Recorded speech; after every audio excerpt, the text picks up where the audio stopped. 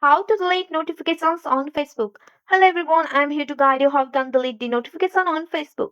So if you want to delete the notification on Facebook, you have to follow this step depending on whether you are using the mobile app or the desktop version. So if you are using the mobile app, launch the Facebook app on your device. Once you have launched the Facebook app, you have to tap on the bell icon which is on the top right corner of the screen to access your notification.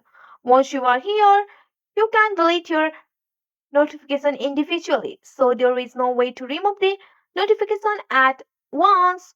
There is no way to remove the all notification at once. So you have to tap on the three dot option next to the notification that you want to delete, and you have to select the remove or delete this notification to clear it from your list.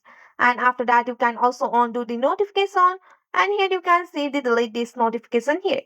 So if you want to clear all notification, you may need to go through them individually, as there is no option to delete or clear the all notification here. So this is the step how you can delete the notification on your Facebook.